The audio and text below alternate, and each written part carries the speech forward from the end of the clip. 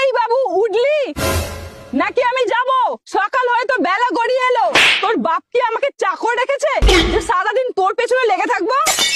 ওই ওই আবার শুরু হলো। কেন যে লাউড়া এদের ঘরে জন্ম নিয়েছিলাম, কি পাপ করেছিলাম ভগবান, দেখে দেখে এদের ঘড়িতে পাঠাতে হয়। কি হলো রে শুয়োরের বাচ্চা, কথাটা কানে যাচ্ছে না? উঠবি নাকি আমি যাব? দেখ লাউড়া পালের জীবন, আমার জীবনটা লাউড়া কয়লা বানিয়ে ছেড়ে দিল।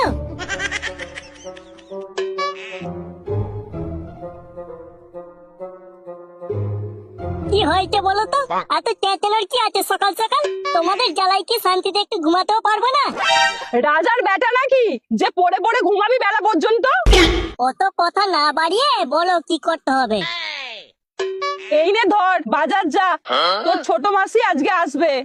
আমি বাজার ফাজার যেতে পারবো না, বাবাকে পাঠাও। কি বললি?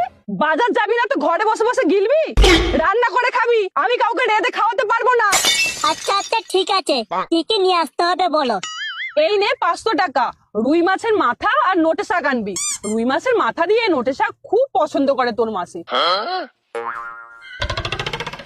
আর ওই 500 খাসির মাংস নিয়ে আসবি। বাকি টাকা একদম খরচ করবি না, ফেরত নিয়ে আসবি, বুঝলি? বাকি টাকা আর ফিরবে কোথায়? যা বাজার বলেছো। যাই ফিরুক না কেন, তুই সেটাই ফেরত আনবি। মদনের ঘরের পাশ দিয়ে একদম যাবি না, অন্য রাস্তা দিয়ে যাবি। আজকালকার পাড়ার বউগুলোর একটা তো শখ মেটে না, যত সব নচ্ছার বউ মানুষগুলো। কি বলছো বলো তো? কিছু না, তুই তাড়াতাড়ি বাজার করে বাড়ি ফিরবি। আর 1 টাকাও এইধার ওইধার করবি না, তাড়াতাড়ি আসবি কিন্তু।